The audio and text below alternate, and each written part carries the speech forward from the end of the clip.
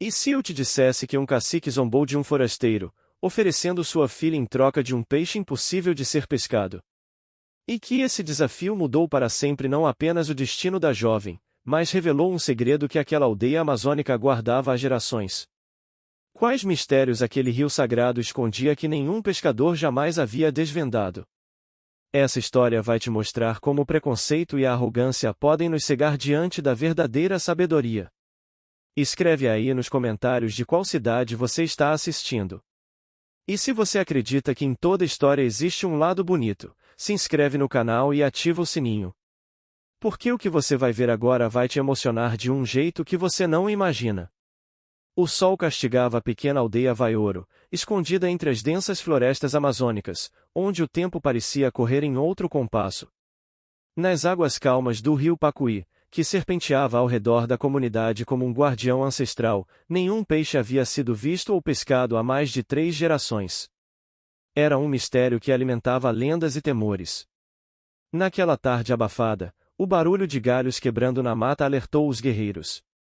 Um homem estranho, de pele bronzeada pelo sol e olhos claros como água rasa, emergia da floresta carregando apenas uma mochila surrada e uma vara de pescar artesanal.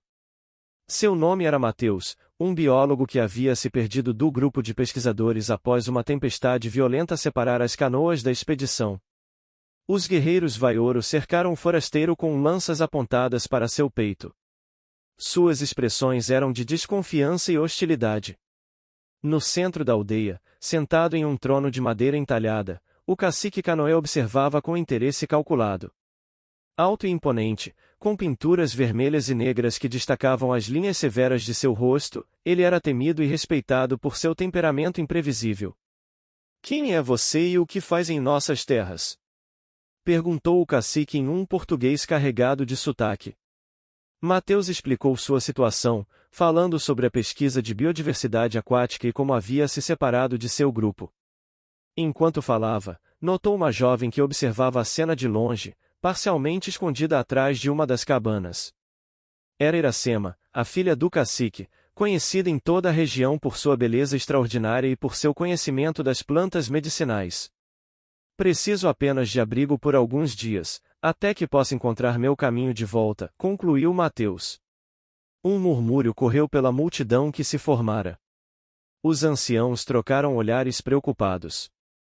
O cacique Canoé levantou-se lentamente, um sorriso malicioso surgindo em seus lábios.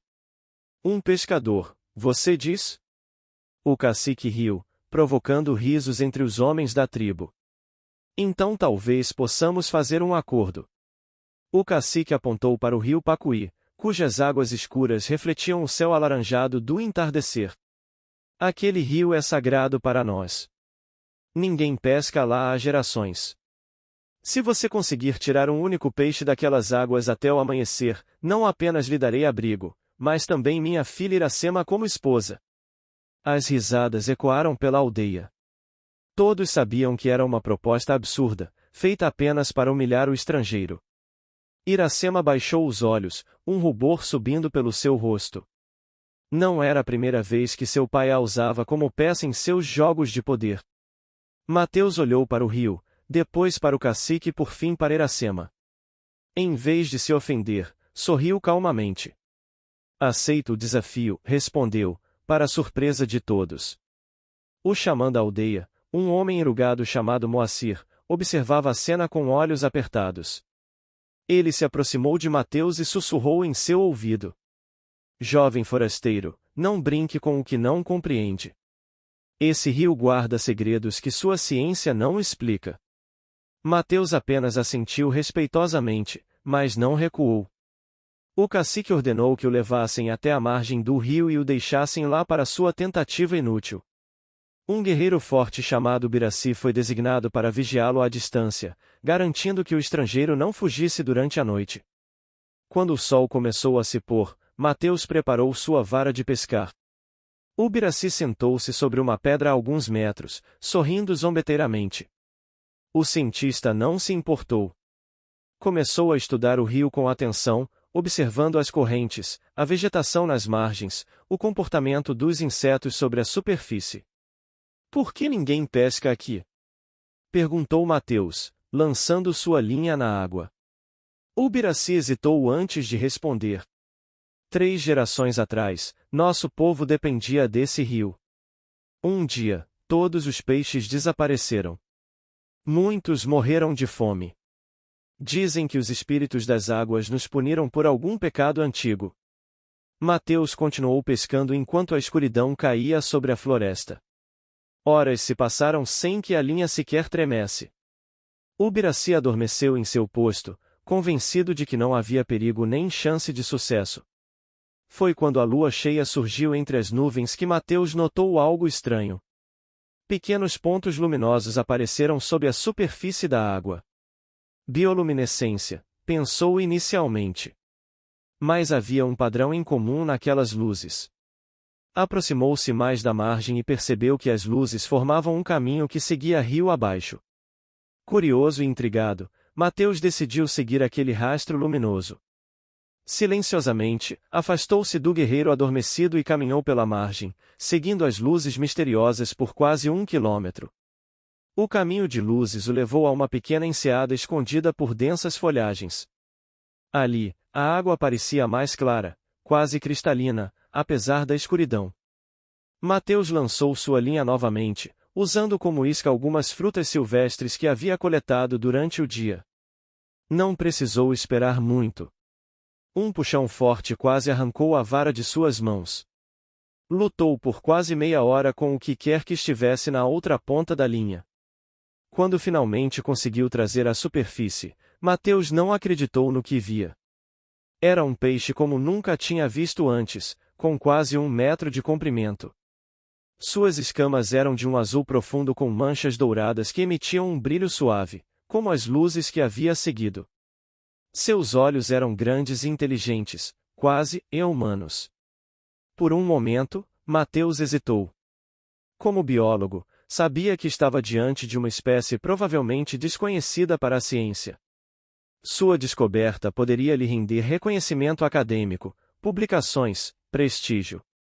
Mas algo no olhar daquele peixe o perturbou profundamente. Enquanto considerava o que fazer, ouviu um leve ruído atrás de si. Virando-se rapidamente, viu Iracema parada entre as árvores, observando-o com uma mistura de admiração e medo. Você conseguiu, sussurrou ela, aproximando-se lentamente. Ninguém jamais.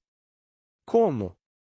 As luzes na água me guiaram até aqui, explicou Mateus, ainda segurando o peixe que se debatia.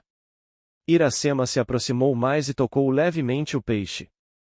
Para a surpresa de Mateus, o animal se acalmou imediatamente. Este é um pirarara dourado, o peixe sagrado do nosso povo, disse ela com reverência. Dizem que apenas aqueles com coração puro podem vê-lo, e apenas aqueles que os espíritos escolheram podem capturá-lo. Por que seu pai achava que seria impossível pescar aqui? O rosto de Iracema ficou sombrio. Meu pai não acredita mais nas antigas histórias. Depois que os peixes desapareceram, ele perdeu a fé nos espíritos da água. Ela hesitou. Ele envenenou o rio. Mateus arregalou os olhos, chocado. Envenenou? Como assim? Para extrair ouro. Meu pai fez acordos secretos com garimpeiros. Eles usam mercúrio que contamina a água. Por isso os peixes desapareceram. Não foi castigo dos espíritos, foi obra do homem. Agora tudo fazia sentido para Mateus. A proibição de pesca, o rio sagrado a que ninguém podia tocar, era apenas uma forma de esconder o crime ambiental que estava sendo cometido. Por que você está me contando isso? Perguntou ele, desconfiado. Os olhos de Iracema brilharam com lágrimas contidas. Por que você é diferente? Os espíritos te guiaram até o último pirarara dourado. Isso significa que você pode nos ajudar a salvar o rio e meu povo. Mateus olhou para o peixe em suas mãos, sentindo o peso da responsabilidade que aquela descoberta trazia. Então, com cuidado, devolveu o animal à água. O peixe não fugiu imediatamente. Ficou parado, olhando para os 2 humanos por alguns segundos antes de desaparecer nas profundezas. Não vou levar este peixe para seu pai, declarou Mateus. Mas tenho outra ideia. Na manhã seguinte, a aldeia inteira se reuniu às margens do rio Pacuí. O cacique Canoe, confiante de que o forasteiro havia falhado, sorria triunfante. Ubiraci, envergonhado por ter adormecido, jurava que o estrangeiro não havia pescado nada. Então, Homem Branco zombou o cacique. Onde está meu peixe? Mateus deu um passo à frente, as mãos vazias. Não tenho um peixe para mostrar, cacique Canoe. Um murmúrio de risadas percorreu a multidão. O cacique bateu palmas, satisfeito. Como esperado.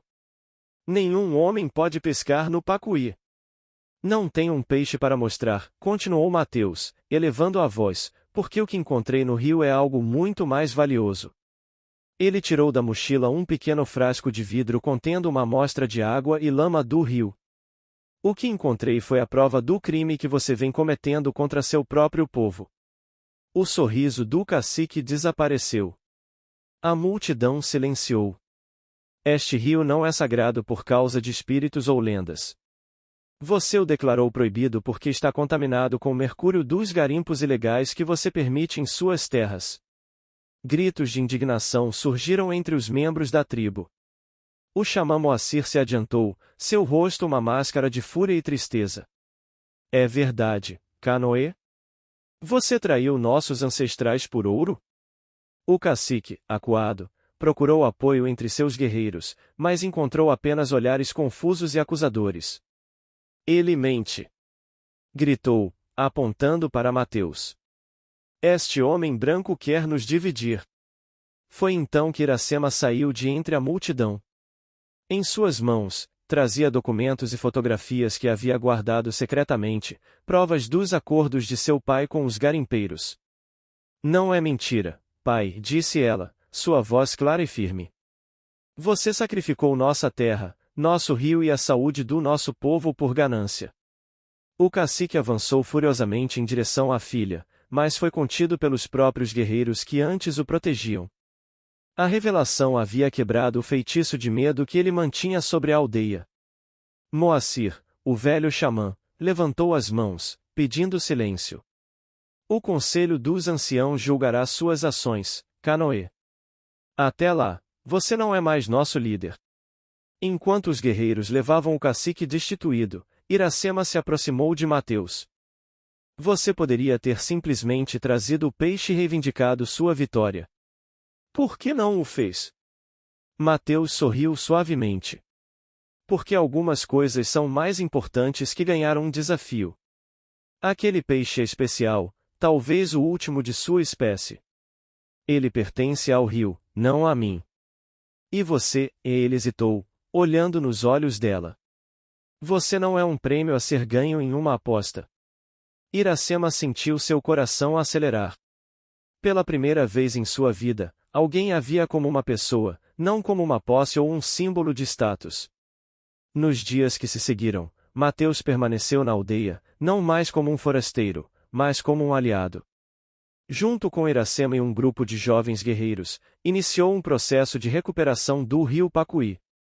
Seu conhecimento científico, combinado com o saber tradicional do povo vaioro, criou um plano de despoluição que poderia, com tempo e dedicação, trazer a vida de volta àquelas águas. O garimpeiro que fez o acordo com Canoe tentou resistir, mas a pressão combinada da comunidade indígena e das autoridades ambientais que Mateus contactou foi mais forte. As operações ilegais foram desmanteladas, e o ouro extraído ilegalmente foi confiscado para financiar a recuperação ambiental. 6 meses depois, Mateus estava pronto para partir. Sua equipe original há muito havia retornado à cidade, mas eles solicitaram uma extensão de sua pesquisa para documentar o processo de recuperação do rio. No entanto, o tempo da despedida havia chegado. Na véspera de sua partida, Iracema o levou novamente àquela enseada secreta onde ele havia encontrado Pirarara dourado. Quero lhe mostrar algo, disse ela, com um sorriso misterioso. Quando chegaram à margem, Iracema assoviou suavemente, uma melodia que parecia mais um canto de pássaro. Para espanto de Mateus, a superfície da água se agitou e, um após o outro, pequenos pontos luminosos começaram a emergir. Eram filhotes de pirarara dourado, pelo menos uma dúzia deles, nadando em círculos próximos à margem. Eles estão voltando, sussurrou Iracema, seus olhos brilhando de emoção. O rio está se curando. Mateus sentiu um nó na garganta. Aquilo era mais do que poderia esperar em tão pouco tempo.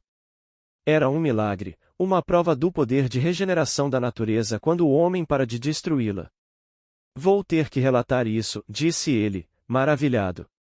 A comunidade científica precisa saber sobre esta espécie, para protegê-la.